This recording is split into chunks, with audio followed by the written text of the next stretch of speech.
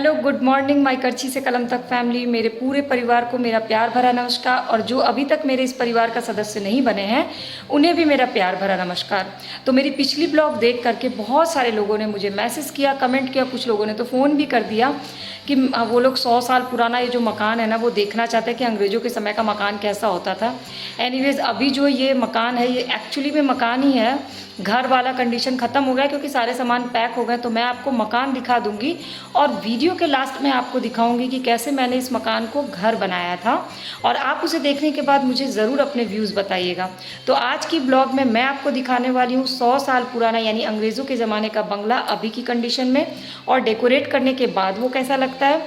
साथ ही साथ पूरे दिन आज मैंने क्या क्या खास चीज़ें की, खासकर बच्चों को पढ़ाई कराने का सही तरीका क्या होता है वो आज आपसे शेयर करने वाली हूँ। क्योंकि मेरे जो आउट हाउस में जो रहती हैं उनकी बेटी बच्चों को ट्यूशन पढ़ाती है, तो अब मैं यहाँ से जाने वाली हूँ, तो वो चाहती है कि मैं उनको थोड़ा मोटिवेट करूँ, पढ़ाई करने का सही तरीका बताऊँ।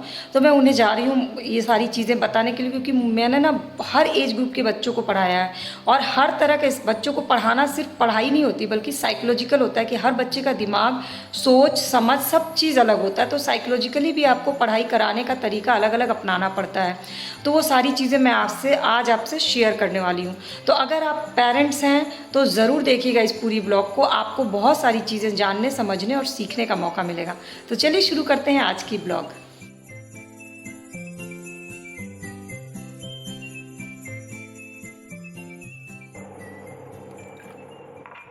तो सुबह होती है सुबह की चाय से, जिसमें 1 कप पानी, 1 कप दूध, 2 चम्मच चाय पत्ती, और साथ में मिलाना होता है इसमें तुलसी का पत्ता, लौंग, काली मिर्च और अदरक, जिसको अच्छे से कूट के जब इसमें बॉयल हो जाए, उबाल आ जाए, तब इसमें मिला दीजिए। और सबसे लास्ट में मिलाना है चीनी अपने टेस्ट के अकॉर्डिंग। ये बेस्ट चाय होती है सुबह की, क्योंकि ये सिर्फ टेस्ट ही नहीं देती बल्कि आपको शरीर को अंदर से बहुत स्ट्रॉन्ग रखती है। इसीलिए तुलसी पत्ता, लौंग, काली मिर्च और अदरक के कॉम्बिनेशन वाली चाय ज़रूर बनाएं। उसके बाद टाइम हो गया नाश्ता बनाने का, और आजकल पैकिंग के साथ साथ ये सारी चीज़ें थोड़ी बहुत फास्ट फॉरवर्ड में करना होता है। तो आज मैंने बनाया है कुंदरू, जिसे कि कई जगह पे टिंडोरी भी कहते हैं, उसकी भुजिया और पराठा। और बात करते करते मैंने सब्ज़ी काट ली, अपने बेटे से बात करते करते उसके बाद मैंने फटाफट सब्ज़ी छौंकी, पराठा बनाया, क्योंकि आज मुझे पैकिंग जो है वो एकदम पीक पर है। बहुत सारी चीज़ें ऐसी छांटनी थी, और साथ ही साथ ये जो मकान है ना वो अब रियल में मकान में तब्दील हो चुका है। और मैं यही सोच रही थी कि ये मकान को मैंने किस किस तरह से बहुत प्यार से इतने सालों में घर बनाया था, क्योंकि एक एक कोने को सजाने के बाद ना बहुत ज़्यादा लगाव तो हो ही जाता है, और सच में मकान और घर के बीच का अंतर तब समझ में आता है। फिर सारे पैकिंग का सारा चीज़ करने के बाद फिर नहा धो करके रेडी हुए। आज शनिवार था, तो शनिवार को तो खिचड़ी, वैसे भी अभी खाना बनना थोड़ा टफ टास्क हो जाता है क्योंकि दिन भर पैकिंग में रहते हैं, तो शॉर्टकट मारना पड़ता है। तो वैसे भी शनिवार था तो खिचड़ी बनानी थी, तो खिचड़ी, तड़के वाली खिचड़ी बना ली।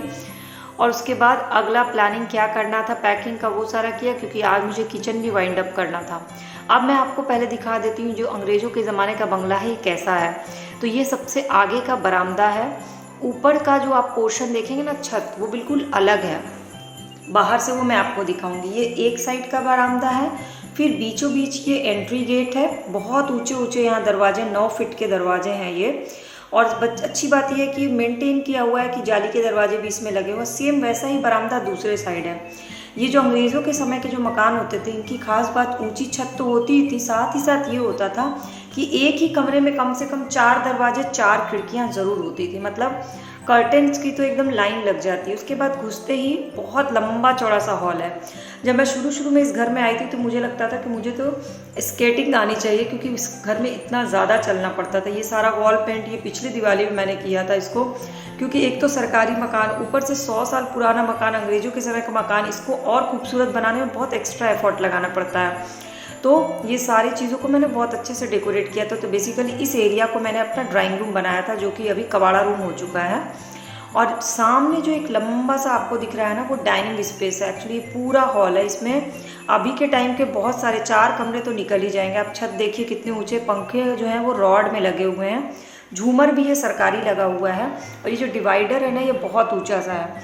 अब डिवाइडर से हम आगे चलते हैं। डिवाइडर इतना ऊंचा है कि इसके नाप के तो रॉड और पर्दे भी नहीं मिलते हैं। इसके बाद ये हॉल भी सेम उसी तरह है, ऊंची ऊंची छत, ऊंचे ऊंचे पंखे, चारों तरफ ऊपर रोशनदान, क्योंकि पुराने मकान की ये खास बात होती थी कि रोशनी की बहुत अच्छी अरेंजमेंट होती थी उसमें, नेचुरल लाइट की। तो इस एरिया को मैंने बनाया था अपना डाइनिंग स्पेस।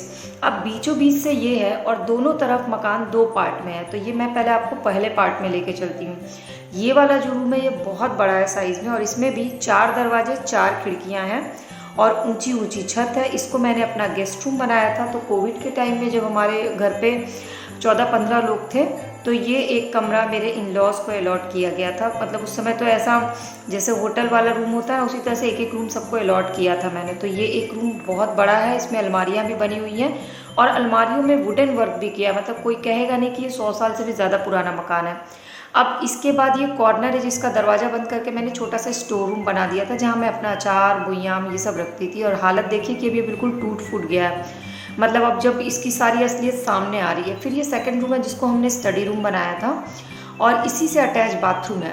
पुराने मकान के बाथरूम की एक खास बात होती थी कि बाथरूम का साइज़ भले कमरों के जैसा साइज़ का होता था, बट पीछे से भी उसमें बैकडोर होता है ताकि सफाई करने को जिसको बुला रहे हैं वो पीछे से आ जाता है। और पूरा वुडन वर्क इसमें भी किया हुआ, अलमारियाँ बनी हुई हैं। फिर इससे एक अटैच कमरा है जो कि जिसे मैंने पूजा रूम बनाया था और अपना इसमें मैं पढ़ाती भी थी स्टूडेंट्स को, इसी में बोर्ड लगाया हुआ था। तो ये नॉर्मल साइज़ का कमरा है। जो फ्लैट्स में आजकल साइज़ होते हैं ना वो ये साइज़ है, इसको हम नॉर्मल साइज़ बोलते हैं। तो इस स्लैब पर मैंने पूजा बनाया था क्योंकि पूजा मैं प्रेफर करती हूँ ज़मीन पे बैठ के करने के लिए, इसलिए मैं ऊंचा पूजा नहीं बनाती हूँ। तो ये पूजा रूम था।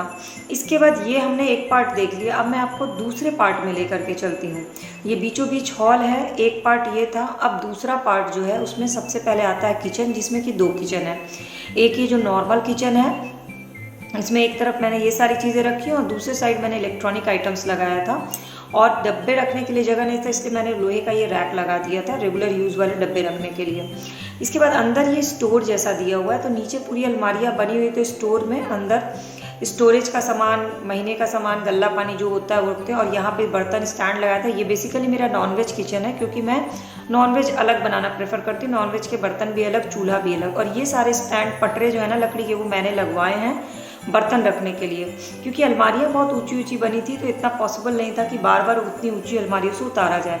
इसके बाद ये मकान का दूसरा सेक्शन आता है जिसमें पहला रूम ये है जो कि मेरे बेटे का रूम है। और जब मेरे घर में बहुत सारे लोग थे तो ये मेरे मम्मी पापा का रूम था।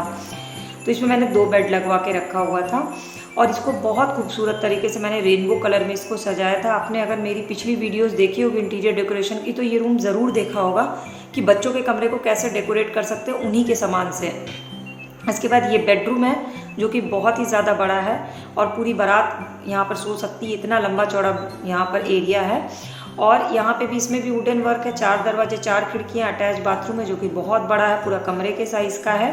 और इस रूम को मैंने कैसे डेकोरेट किया था वो मैं वीडियो के लास्ट में आपको शेयर कर रही हूँ। हालांकि मैंने पहले भी शेयर किया, लेकिन आप देखिएगा और मुझे कमेंट करके ज़रूर बताइएगा कि आपको ये कैसा लगा। और पीछे ये आंगन है। अब मैं छत दिखाती हूँ। ये खपड़ैल का छत है। बाहर से देखने में मकान अच्छा नहीं लगता, अंदर से बहुत खूबसूरत सजाया था मैंने। ये आउट हाउस है जिसमें वो फैमिली रहती है जो मुझे हेल्प करती है। और अब मैं जा रही हूँ उनकी बेटी जो ध्यान रखो। सबसे अच्छे मूड में तुम कब होते हो, सुबह पढ़ते समय या रात में? सुबह। तो जिस समय जब सबसे अच्छे मूड में रहते हो उस समय वो सब्जेक्ट उठाओ जो तुम्हें बिल्कुल पसंद नहीं है। तो तुम्हारा मूड अच्छा है ना, तुम्हें वो सब्जेक्ट भी अच्छा लगने लगेगा।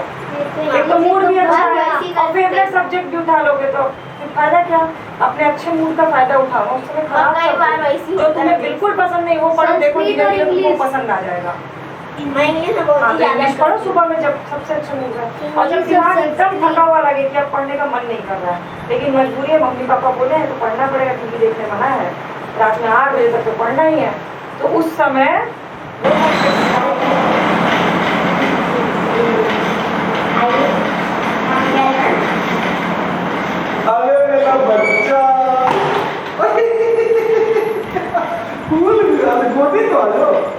ऐसे ही तुम वो तो दे दो जो लिखे हो पापा के लिए। पापा लंबे देर बाद आते तुम ऐसे ही शर्माता है। मेरा बच्चा, मेरा बच्चा, मेरा बच्चा। आप कुछ कहने का बताइए। तो अब 2 दिन बाद हम लोग यहाँ से जाने वाले हैं और रचित के पापा भी आज आ गए हैं। तो आज आउट हाउस में जो फैमिली है उन्होंने हमें दी गोलगप्पे की पार्टी। एक तरह से सोचिए कि विदाई समारोह की तरह था। हमने बहुत अच्छे से बहुत बढ़िया एंजॉय किया और मुझे लगा मैं बहुत मिस करने वाली हूँ इन लोगों को। और ये अब मैं आपको दिखा रही हूँ बेडरूम, जो कि मैंने पहले डेकोरेट किया था, जो अभी इस हालत में बिल्कुल नहीं, यानी मकान और घर के बीच का जो अंतर है वो आप समझ सकते हैं। अभी इससे पहले मैंने बेडरूम जो दिखाया वो मकान था, और इसको मैंने किस तरह से घर बनाया था, मेरा थीम था ये गोल्डन और ग्रे, बेडरूम का थीम रखा था। इसी हिसाब से मैंने ये बॉक्सेस भी कलर कर दिए थे गोल्डन और ब्लैक में, और छोटे छोटे से जो वैलेंटाइंस डे में हम लोग गिफ्ट एक दूसरे को देते हैं ना, उसको डेकोरेट कर दिया, जैसे कप फोटो वाले मग आते हैं, और ये छोटे छोटे जो मतलब सजाने वाले सजावट वाले सामान है ना वो है। और बेडशीट्स भी सारे ऑनलाइन अमेज़ॉन से ऑर्डर करती हूँ पसंद करके, ये कॉटन बेडशीट प्रेफर करती हूँ, और गोल्डन येलो ग्रे ये थीम था तो उसी अकॉर्डिंग मैं सामान ही मंगवाती हूँ। कारपेट या रनर भी उसी अकॉर्डिंग पसंद करके, जैसे कि यहाँ इसमें कारपेट मैंने एक येलो लिया और एक ग्रे लिया, जो बार बार मैं चेंज करती हूँ, जब एक धुलती हूँ तो दूसरा बिछा देती हूँ। ये कॉर्नर में मैंने गोल्डन एंड ब्लैक कलर का गौतम बुद्धा लगाया, जो कि गिफ्टेड है, बट मेरे रूम के थीम के हिसाब से एकदम बेस्ट था। इसके बाद दूसरे साइड भी मैंने एक चेयर लगाई हुई, 2 चेयर, जिसमें कॉटन का नीचे मैट बिछाया है ग्रे कलर का, ये भी ऑनलाइन है, सब अमेज़ॉन से ऑर्डर किया हुआ। बुक शेल्फ अमेज़ॉन से, ये जो स्माइलीज़ के कुशन कवर है सब अमेज़ॉन से ऑर्डर किया। ये फ़ोटो फ्रेम मैंने बनवाया था, वैलेंटाइंस डे पे गिफ्ट किया था। और इस तरह से छोटी छोटी चीज़ें, गिफ्टेड आइटम और ये सबको कलेक्ट करके जो डेकोरेट करते हैं ना, तो समझिए कि एक मकान पूरी तरह से घर बन जाता है। और हम गृहिणियों को तो इसका बहुत ही ज़्यादा शौक होता है कि हर कोने को, घर के हर कोने को अच्छे से सजा के रखें। तो बेसिकली, और ये वॉल पेंट मैंने स्प्रे पेंट से कलर किया था, क्योंकि इस वॉल में बहुत सीलन है, तो अगर प्लास्टिक पेंट कर देते तो 1 साल चल जाता है। तो हर दिवाली में इसको मैं अलग कलर से पेंट कर देती थी और रूम का कलर थीम चेंज कर देती हूँ। इधर का पर्दा उधर लगा करके कलर थीम चेंज हो जाता है। इतने सारे कमरे हैं कि बस इधर का पर्दा उधर करो तो लगता है कि बिल्कुल नए कमरे में आ गए। तो इस तरह से ये आपको ये डेकोरेशन कैसा लगा मुझे ज़रूर बताइएगा। बहुत सिंपल तरीके से, बहुत ज़्यादा तामझाम वाला डेकोरेशन नहीं है, हाँ, लेकिन इसको रोज़ मेंटेन करना बहुत ज़रूरी है, क्योंकि एक बार आप घर बना देते हैं, लेकिन घर को खूबसूरत रखना बहुत ज़रूरी होता है। उसके लिए आपको रोज़ इसको समय देना होता है। तो मुझे हर चीज़ एकदम परफेक्ट तरीके से रखना और करना पसंद है, तो मैं इसको बहुत मेंटेन रखती हूँ, पूरी कोशिश करती हूँ। अब आपको ये कैसे लगा, ये तस्वीरें देख करके मुझे कमेंट सेक्शन में कमेंट करके ज़रूर बताइएगा। और जो पहली बार मेरे ब्लॉग्स को देख रहे हैं वो प्लीज़ मेरी फैमिली का परमानेंट मेंबर बन जाइएगा। इसके लिए करना सिर्फ इतना है कि सब्सक्राइब बटन को क्लिक करके बेल आइकन को प्रेस कर लीजिए, ताकि सारी वीडियो अपडेट आपको फ्री ऑफ कॉस्ट मिले। और जाते जाते मेरे चैनल की प्लेलिस्ट को एक बार ज़रूर विजिट करिएगा। यकीन मानिए, आप किसी भी एज ग्रुप के होंगे, आपको वहाँ ढेर सारी इन्फॉर्मेटिव यूज़फुल वीडियोस मिल जाएंगे, और आप मेरी फैमिली का मेंबर रहे बिना रह ही नहीं पाइएगा। तो कैसी लगी आज की ब्लॉग ज़रूर बताइएगा।